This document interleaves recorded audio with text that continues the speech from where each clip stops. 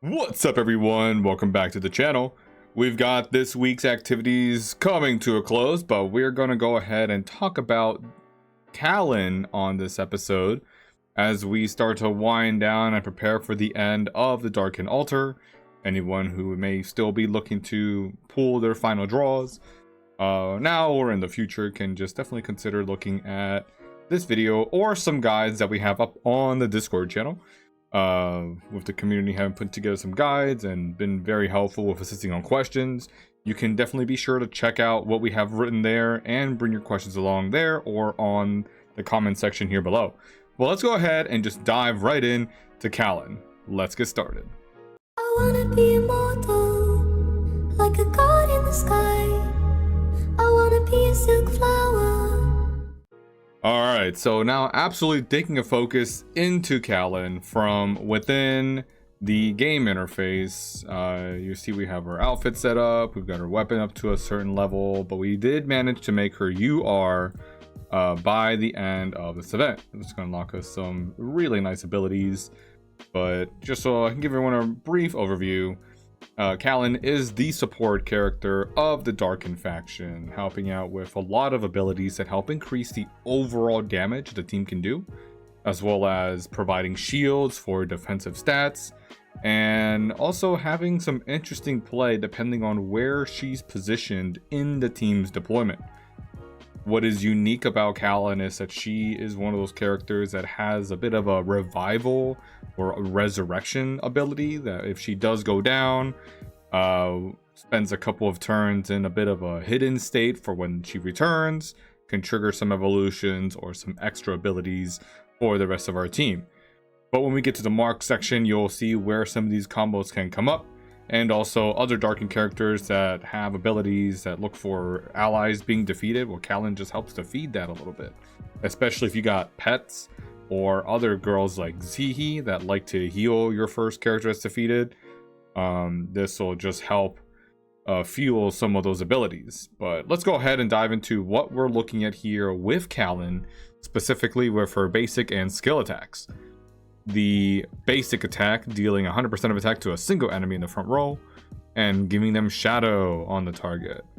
The game has ghost written here, but ultimately it is reducing the target's defense by 10% up for 3 turns, and when reaching 3 stacks, additionally reduces the target's damage reduction and gives them a chance to silence, so even a chance for control here. Looking pretty good on just that one basic attack, which she may not be using as often, especially if you are feeding energy, because those skills come in handy. Her skill itself, Cataclysm upon all flesh, is doing 100% of attack damage to all enemies, inflicting 1 stack of shadow on the target. So very nice. We're getting that defense reduction. And as a passive, gains a stack of Obliviate after every action that she does. When doing 3 stacks, she will go ahead and evolve and enter this nocturne state of the Sacred Night state. Interesting. Increasing all allies' damage boost by 15%. So there you go, already juicing up our allies, especially our DPS characters, and gives an enhancement to her basic attack. The basic attack inflicting an additional stack of Ghost Shadow on the target. Very nice. So Obliviate is removing any control from herself. Okay, that passive doesn't seem to indicate that it goes on any allies, so it would definitely just go on to herself there. Very nice. So already, I really love the fact that we could just fuel energy into Kallen and have her just go ahead and keep spamming those skills. So if you've got those soulmate marks or energy storage, as long as she's staying alive, she's going to keep fueling these skill attacks and not have to use the morning well, even though it's still fine. I would prefer if the entire enemy team always had this ghost or shadow mark that she affects to all of them whenever using that skill. But moving on, the interesting and immediate ability that people will want to be interested in is a 2-star Kallen reaching the enchant talent is usually all you need to get started for using Kallen in PvE mode. So new players on new servers, if you are just building up your team and putting most of your focus on a DPS character, as you normally should, Kallen is one of those early support characters you can kind of cheat with a little bit and just have them at 2-star while saving the rest of your altar stones, and just ride this ability. You can ride this, you can ride her skill, and that's all you really need. Yeah, you don't even need her weapon. You can just give her a generic weapon if you really wanted to, but some of the marks play nicely with her weapons since it gives you a little bit of a go shield, but we'll get to that part. So this is why when using a skill grants different enchant effects onto the allies, stacking up to 7 times. And what you've got here is Bloodthirst, which is often what we want. This means that you have to be in position 1 or 4. Second column for Bewitch, which means 2 or 5. And the third column, which would be 3 or 6. So what they each do is Bloodthirst is getting an 8% total damage boost and an 8% crit damage boost to the allies on the entire team. So it doesn't matter where the allies are, as long as Kallen is in position 1 or 4, you're going to get these boosts, with Darkin gaining an additional 2%. So that's 10% damage boost for anyone who's using Sienna. And Morsta, you know, she's not really a DPS character, but it's fine. Bewitch, for when you are in positions 2 or 5, you're going to get a damage boost to Magnetic Storm and Poison debuff. So Corrode and Deadly Poison by 12%, and an attack boost of 5%, with the Darkin girls enjoying an additional 5%. So this could be useful if you are focused on that evolve build, or your Sienna is purely going after the damage over time, but still not better than Bloodthirst. Usually you always want Kallen in 1 or 4. Finally, Hindrance is gaining damage resistance. We can almost just ignore that, but it's a little more defensive. If you ever find yourself in a niche scenario where you need to do this, then you're okay, but usually it'll be 1 or 4. And then when we do our oath, we're going to get the extra ability down here that after each evolution, each action grants an enchant effect to an ally with the highest attack. So your DPS girl is getting an extra layer of this enchant effect. So if she's in position 1 or 4, she's going to get an extra 8% damage boost. You can already see how menacing Kallen can be as she is stacking the damage up and just increasing the overall output of your team. It lets us get some crazy numbers. But let's keep going. Like all Darkin, and also similar to Saints, they have a talent 3 ability that stacks depending on the number of Darkin characters that you are deploying on the team. When you're deploying 2, it's granting Eternal Night to all enemies, which is just doing a bit of indirect damage, you know, based off of 5% of the attack, which is not too much, but also it's still something. It's indirect, with every 6 stacks increasing any of the damage over time abilities, like Magnetic Storm, the poison debuffs, by that 20%, up to a maximum of 100. Also reduces their energy by 1, which is pretty cool. If you deploy 4 Darkin characters, then every action will also grant Malice. Let's take a look at what Malice means. Every 6 stacks increase damage from Eternal Night by 4%. So that indirect damage is going around everybody. It's going to increase up to 25% in the end. And I mean, that's fine. It's doing a little bit. I don't like this one as much as the Saint one, but it's there. It's doing additional indirect damage. But these Darkin girls, especially with Kallen on the team, are already super increasing their damage output. But it's there. It's not bad. Rebirth. So this is the talent. I want to say talent for 3-star, but it's talent 2. Talent 3, when you reach 4-star, is where Kallen begins to gain the ability to revive. So when her HP drops down to 0, she will enter this feigned death state where you still see her HP bar, you'll see her suitcase or sitting around, but she will physically not be there to do any actions or anything like that. When she revives, she restores 25% of her health, and every revival will grant 1 stack of Obliviate, so through any control, and extends the next feigned death by 1 turn. So if she does go down, instead of only being down for 1 turn, she will now be down for 2 turns. And if she goes down a 3rd time, it'll go up to 3 turns. So sometimes if she dies twice really fast, you will see the full evolution and everything happen by round 7 at the earliest. Kallen can also not be healed, which is very important because, you know, we're using some marks, and we'll get to that, where you're reducing her HP down to use that HP for other abilities or other effects. if she does receive a healing effect, it does increase all the allies attack by 10%, which is really awesome, because if you put her in the 4th spot next to Odo, which we can demonstrate, then Odo does a little bit of healing to everybody at the time. So whenever she does that, we're getting 2 stacks for 1 turn of a 10% of attack boost, which just increases for all allies. Not bad. When gaining an invincible shield, she cannot get it. Instead, it just becomes a ghost shield to 3 allies with the lowest HP percentage. So a little bit of a defensive skill there. Absorbing damage equal to 100% of Kallen's attack. So yeah, if you have decent attack on her, especially at UR, all these stats are building up.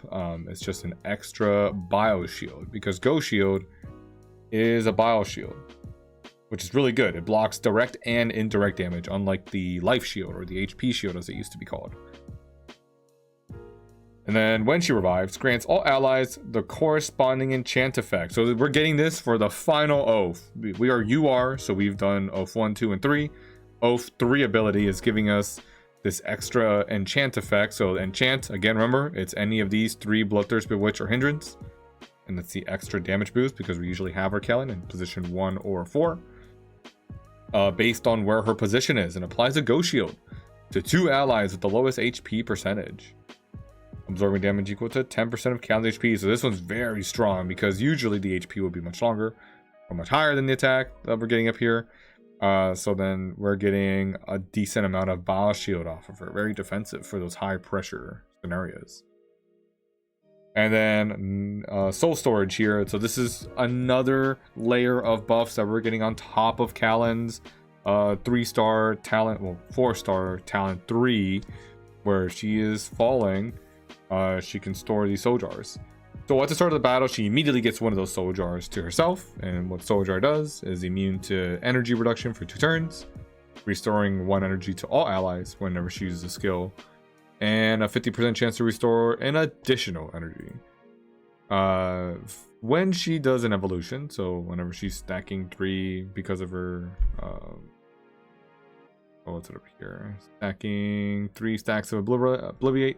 I can speak. Or reviving after feign death, she will get another stack of soul storage. At 1 stack, these start getting extra abilities. So grants the ally with the highest attack Netherade, which is immune to fatal damage, once, and when triggering will also give a Ghost Shield that absorbs damage equal to 20% of their lost HP, but does not trigger traits. Interesting. 2 stacks of the Soul Jar immediately restores 4 energy to the ally with the highest attack, and grants a 15% skill damage boost that lasts for 1 turn. 3 stacks immediately restores the 4 energy to 2 allies with the highest attacks, especially for 2 DPS. And grants a 25% skill damage boost with Dark Aid, which is not the same as the one we had up here, right? Nope, not Nether Aid. Might be the same. That lasts for 2 turns. So we don't see Dark Aid anywhere here. Dark Aid and Nether Aid sound like they're the same thing, but alright, we'll keep reading. And then at 4 stacks, cleanses any abnormal statuses. So usually after round 7, she's gone twice or used enough of her skills. So any control 2 or water prism. Alright. So then you can have allies in the front line. But with the allies in the highest attack, restores a 4 energy and grants the target the following effects for the remaining battle. And this is why it's really strong to get there. Guaranteed hits, so they never miss. Not even Pluton can dodge these. Guaranteed crit. Alright, not any amount of crit resistance is not going to help you. Total damage boost 75%. Look at that. Magnetic storm damage and poison debuff damage is 75%. So this is where your mechanic teams, your evolve teams, and even your beastfolk and human teams, like anyone benefits from having Kallen on the team. She's just a universal support girl that if you lean into her revival and buff abilities is just going to increase the performance of your team in all PvE modes, and you'll have to tinker for PvP, but it's still just really strong overall for pushing any content, be that the Infinite Maze, be that the Endless Trials, be that any of the bosses, and especially if you're competing in Lost Expedition for rankings, you're gonna want to have Kallen at the minimum 2-star if you're considering, because she will get everything from the enchants and also the obliviates, which is still giving you damage boosts at all. How does this all come together with her weapon? We're gonna look at rank traits. So at 0, she is reducing the HP of all allies and giving them a ghost shield of 15%. So if you only have a small ranked weapon, even if you only have 1 copy, you'll get this.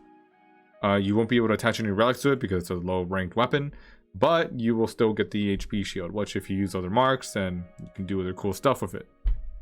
You necessarily do not need the weapon. I would say, like, if you're going for rank 3 or rank 7, then definitely attach the weapon, because now you can't remove it. At rank 3, you're getting 25% of the allies HP to get a 30% ghost shield. And while any Darkin girls have it, they're immune to stun, paralyze, or silence control 2 whenever they have it. Then finally, rank 7, the start of the battle, you're reducing half of all the allies' HP and applying a ghost shield equal to 60% of their own maximum HP. And this duration grants the ally a 10% damage reduction boost. So as long as they have the shield, they'll get that damage reduction boost. You can still heal up your allies so you can make up, but just remember you're playing, the game of death here. And by having a shield that's worth your HP, bio shields are effectively an increase to your HP. You're using that to manipulate the abilities of having a bio shield, which again we'll get to here in a moment. So I think the weapon is very strong, especially if you can get it to rank 7 at the very least, so you're benefiting from all the damage reduction boost. If you do your Oath 1 as well, when you have the ghost shield, Kallen will grant a target a 10% total damage boost. So keep that in the back of your mind. We're going to get to that real soon, what this means for us. And after the evolution, so anytime she does her Obliviate, she will apply Ghost Shield to the allies in the back row, absorbing damage equal to 100% of her attack. So just another way that the weapon is giving us defensive skills, keeping the Ghost Shield up, but also giving us damage boosts. So as you can see, I don't have mine leveled up too high. I'm missing some of them, but the reason why I'm okay with having my plus 8 weapon is because I have all 3 relic spots and my metal. So it just helps increase the stats, because I'm using attack boost. I could put HP boost in here too, but increasing my defense as well. So that's just my example. But why do we like the Bile Shield or the Ghost Shield for Kallen? That's when we get into the marks. You really get to play around with the marks here, and what I really want to show off is Soul Armor, which is currently available in the mark pool and the fire support. This is increasing the amount of Bile Shield that's granted to allies. So a Ghost Shield, if it's giving 60% maximum HP, tack on an extra 20% on top of that, and increasing the target's damage boost by an additional 10%. So Kallen has this built in, 10% on top, and then let's add another 10% from the Soul Armor mark. It is only 1 stack, so you don't really want to bring too many of these on the same team, and it lasts for 2 turns. Great. Rock Solid increases the Bile Shield that's applied by another 15%. Odil and Moose love this, but this is Kallen we're talking about. So Kallen is enjoying this. Rock Solid available in the normal mark banner. I believe it's also available in some of the mark boxes. So what else do we have? Contract Mark. This is specifically for Kallens that are already able to revive. If you have this mark and your Kallen has not reached a 4-star, I would not recommend bringing this on Kallen. It's really hard for other characters to use too, because you're just taking HP off of your girl for no reason. If you have a healer girl in spot 1, then maybe you can bring it on her. Try to troll your opponent with doing some indirect damage at the very start of the battle. So you're doing... you're reducing 30% of your HP and doing indirect damage equal to 15% of max HP to the enemies in the same column. And then in other turns, you'll do 20% and do 10%, and you can only bring 1. But because Kallen sometimes has a bit of a tendency to want to fall in battle quickly, that's where we bring the contract mark, because sometimes We want her to be, being defeated, reviving, evolving, and giving us those soul jar buffs by round 7.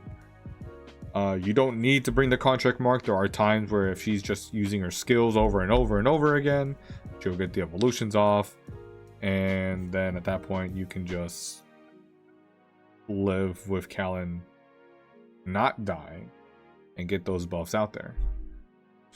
So I find it pretty interesting. Blessing Mark increases the effectiveness of the buffs that are applied by the wearer. So everything that she's doing with the soul jars, we're tacking on an extra 15% increase to the benefit of those buffs.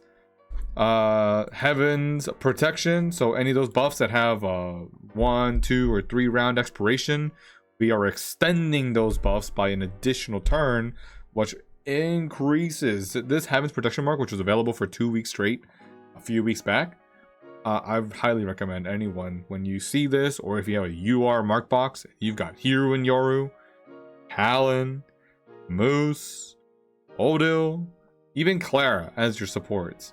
You want to bring this mark along with you, because if you're getting 18% damage boost from like a girl for 1 turn, and you extend it to 2 turns, you're doubling the duration, because usually those buffs do stack. That would be enough, for example, 36% damage boost.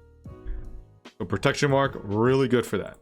And finally, sacrifice marks. Because Kallen's able to be defeated and then revive again, you have the ability to bring these sacrifice marks and get some more value out of them. So this one puts a invincible shield onto an ally with the lowest HP.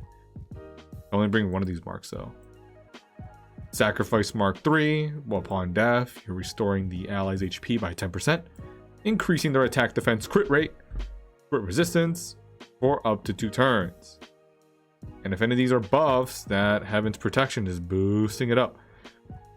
Sacrifice mark 2, where if your team is controlled or has corrode or magnetic storm, upon death, Kallen will clear that out. Then she'll revive and potentially be able to trigger it again. For gear, I've got Arrow's Guard on here, but that's because I was doing some funky plays. You can just give her anything that would increase her damage reduction or regular stats. So the Ankh symbol or the defensive Aegis shield are usually the go-to SSR marks. For most players, you're going to be using your SR gear because you're still starting up. Barrier Belt or True Sight are probably the 2 that would be the most recommended. True Sight specifically is giving you damage reduction boosts and resistance to control, as well as resistance to your allies' control, so that they don't get affected. So not a problem there. Don't feel terrible, but True Sight, the glasses here, is one of those very fantastic piece of gear to have. Most players, I usually recommend doing 1 piece of gear at a time. Mostly because you've also got DPS characters to work on, it's going to be the gauntlets. These can be put on to Kallen as well. They only go up to level 100, so you're not going to be able to max it all out. But the gauntlets here are fantastic as your first one, and as you level it up, more characters can bring it up to 5.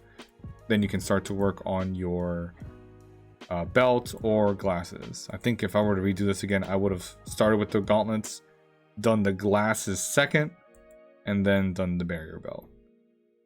So you have those tips to go with it.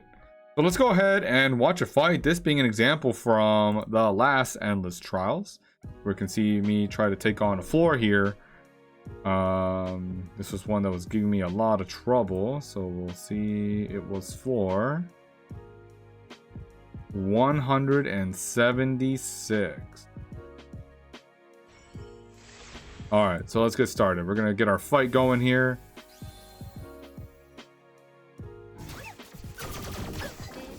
Alright, try to control the enemies. Looks like we only got a control on Coco. You can see I've got Morsta and Hecate in the front line here, doing their work, trying to control the enemy, get the entangle up so that we have time to perform actions with the rest of the team. Vivian already going down. Kallen putting up her skill on everybody. You can see her HP is basically gone. She hangs around a little bit, but then can go down and come back and revive later, do extra things. Our Queen Flora revives our Vivian. And here we go, our dark combo in action. Morsta and Hecate keeping the enemy team controlled, so that they either do basics or nothing at all. And Kallen, even with the basic attack, went ahead and did an evolver. So you saw her little evolution skill, put it that way. Puff being her main DPS. Indiana's Charles gets extra attacks. You can see the enemy's not really taking much damage because they have really high damage rate. The dark combo again. Here goes Morsta. Here goes Hecate. Vivian is still chilling out, trying to get focused with her skill. And perhaps Puff here can get a couple attacks here. No, she only got one. But we did weaken that Coco. Put our pets out there. The fact that these floors all had a Wendy just made it really difficult for us to try to break through. But we did what we could.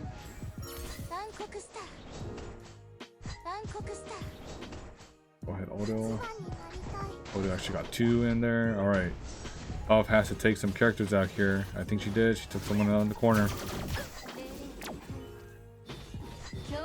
And on these floors, it was very important to keep the enemy controlled because they had their stats increase so much that if we took a hit, that would usually mean the end of our team.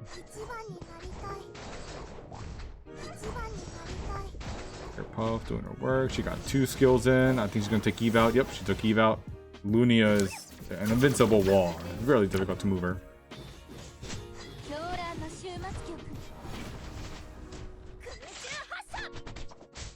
Okay, so that's looking good.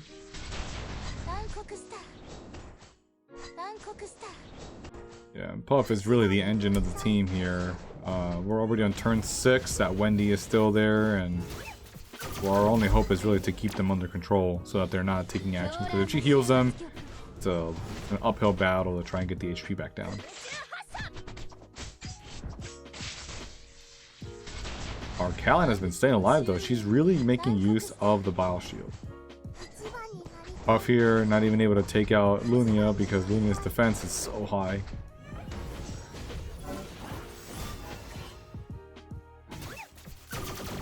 Alright, we're on turn 8 here. Lunia does go down, and all we've got left is Odil and Wendy that are taking up all the time because they've got defenses and have been healing for a little bit. But now we're stacking the damage. You saw Kallen there towards the end give us another round of the Bloodthirst. We're in round 8, so it's almost basically stacked up. And then Puff here can finish everyone off with her skill. And we even get the Kallen art at the very end. Very nice. Just a little quick view of the stats and how that all ended. And that's what we had to showcase there. What we also look at here with Kallen is that we have her designer outfit available, which, you know, when pressing in different areas, it gives you a little different art and animations you can interact with, but it is what it is. If you click on different parts, you will get different actions. I'm just going to do her dropping her eyeglass and her ghost returning it. But yeah, that's what we're looking at here with Kallen. And I want to again recommend that most folks, when you're looking at your Darkin characters, that you try to approach it with knowing that maybe you have a team that you're working on from your normal races. Your DPS you usually start with your first carry. Kallen immediately can slide in as a 2-star support and be a huge help to the team.